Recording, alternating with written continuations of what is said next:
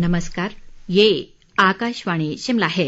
अब आप प्रभा शर्मा से प्रादेशिक समाचार सुनिए। आज के मुख्य समाचार। उप मुख्यमंत्री मुकेश अग्निहोत्री ने फिन्ना सिंह सिंचाई परियोजना के लिए धनराशि देने का केंद्र से किया आग्रह।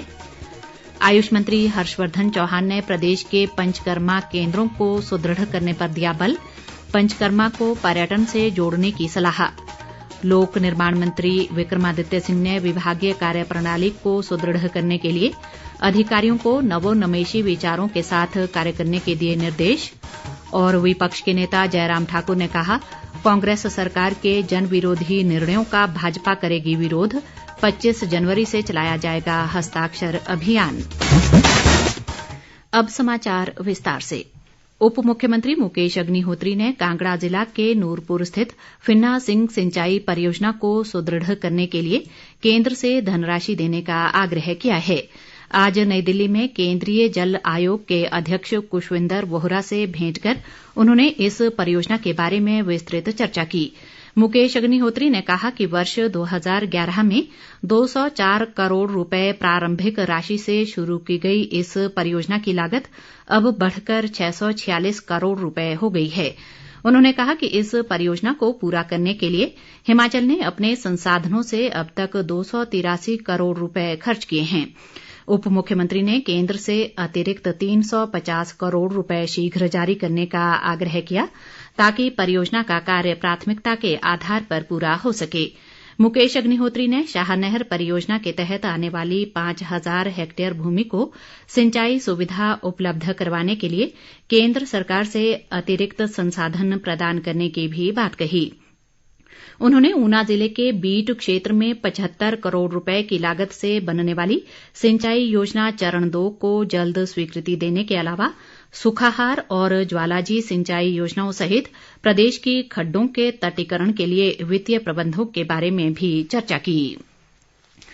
मुख्यमंत्री सुखविंदर सिंह सुक्खू ने आज नई दिल्ली में राष्ट्रपति द्रौपदी मुर्मू से भेंट की। ये एक शिष्टाचार भेंट थी। इस दौरान मुख्यमंत्री ने उपराष्ट्रपति जगदीप धनखड़ से भी शिष्टाचार भेंट की।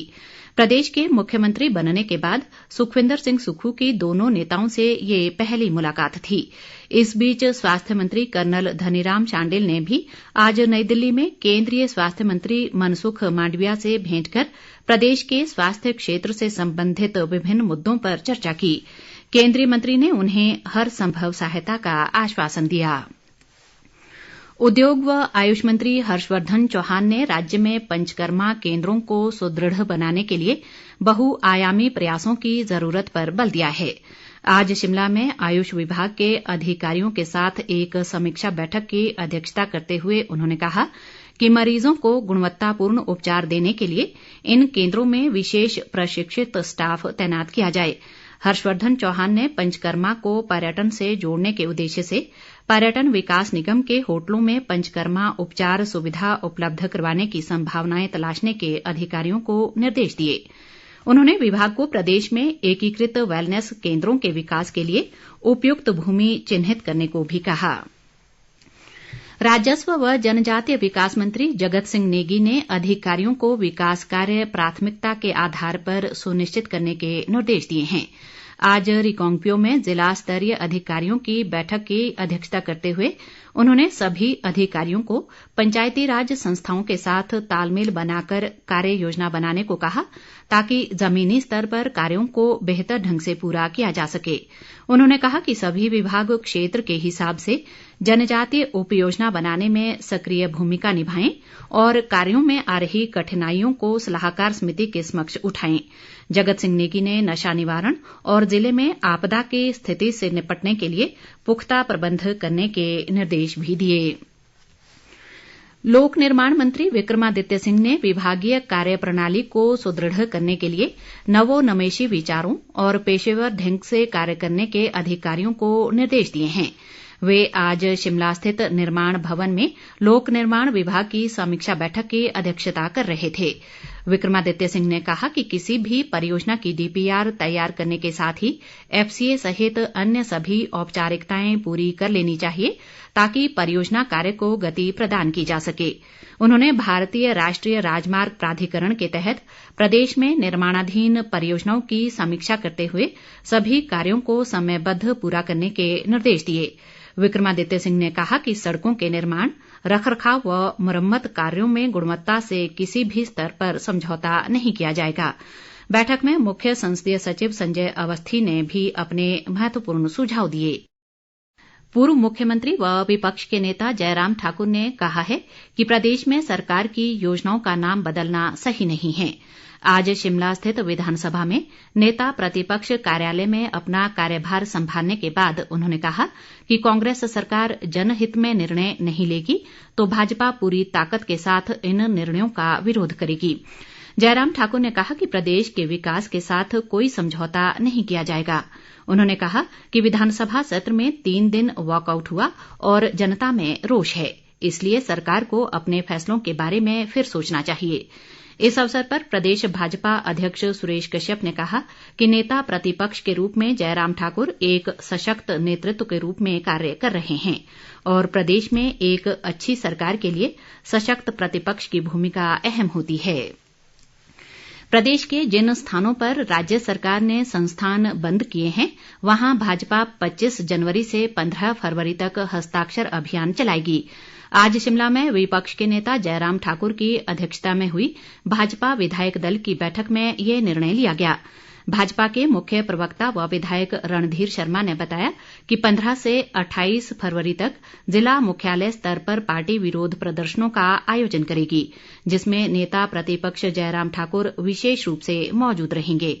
उन्होंने बताया कि कांग्रेस सरकार ने सत्ता में आने के बाद 619 सरकारी संस्थानों को बंद कर दिया है, जो प्रदेश हित में नहीं है। रणधीर शर्मा ने कहा कि इन संस्थानों के बंद होने से प्रदेश के विकास और उन्नति पर सीधा प्रहार हुआ है। विधानसभा अध्यक्ष कुलदीप सिंह पठानिया ने कहा है कि चंबा जिले में चुवाड़ी से जोत सड़क के उन्नयन कार्य में 20 करोड़ रुपए की धनराशि खर्च की जाएगी।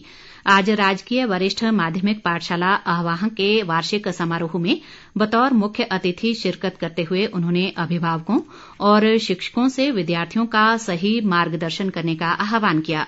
पठानिया ने कहा कि स्कूल के अतिरिक्त भवन के निर्माण कार्य पर लगभग 45 लाख रुपए की धनराशि खर्च की जाएगी।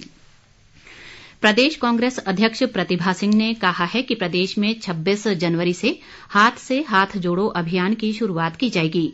आज शिमला में पार्टी कार्यालय राजीव भवन में एक पत्रकार वार्ता को संबोधित करते हुए उन्होंने कहा कि ये अभियान कांग्रेस के पूर्व राष्ट्रीय अध्यक्ष राहुल गांधी की भारत जोड़ो यात्रा का ही हिस्सा है।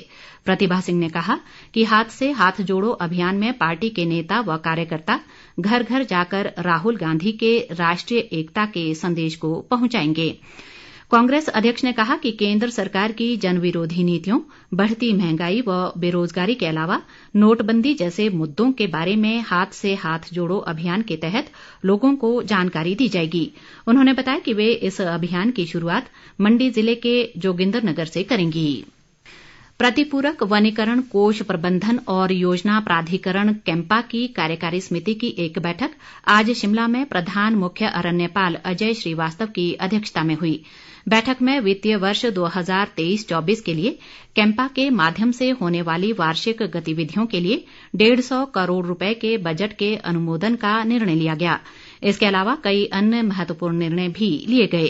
कैंपा के CEO state authority Nagesh Kumar Guleria ने प्रदेश भर में प्राधिकरण क्षेत्र में संबंधित अधिकारियों को सभी कार्य समयबद्ध पूरा करने के निर्देश दिए। प्रदेश के अधिकांश भागों में आज दिन भर धूप निकलने से लोगों को ठंड से राहत मिली। हालांकि प्रदेश में कल से पश्चिमी विक्षोभ सक्रिय होने से मौसम फिर करवट लेगा। मौसम विभाग ने अगले 2 दिन प्रदेश के मध्य पर्वतीय व ऊंचाई वाले इलाकों में हिमपात व वर्षा, जबकि मैदानी क्षेत्रों में कुछ स्थानों पर गरज के साथ ओलावृष्टि की चेतावनी दी है। अंत में मुख्य समाचार एक बार फिर। उप मुख्यमंत्री मुकेश अग्निहोत्री ने फिन्ना सिंह सिंचाई परियोजना के लिए धनराशि देने का केंद्र से किया आग्रह। आयुष मंत्री हर्षवर्धन चौहान ने प्रदेश के पंचकर्मा केंद्रों को सुदृढ़ करने पर दिया बल। पंचकर्मा को पर्यटन से जोड़ने की सलाह। लोक निर्माण मंत्री विक्रमादित्य सिंह ने विभागीय कार्य प्रणाली को सुदृढ़ करने के लिए अधिकारियों को नवोन्मेषी विचारों के साथ कार्य करने के दिए निर्देश। और विपक्ष के नेता जयराम ठाकुर ने कहा, कांग्रेस सरकार के जन विरोधी निर्णयों का भाजपा करेगी विरोध, 25 जनवरी से चलाया जाएगा हस्ताक्षर अभियान। इसी के साथ ये समाचार बुलेटिन समाप्त हुआ। नमस्कार।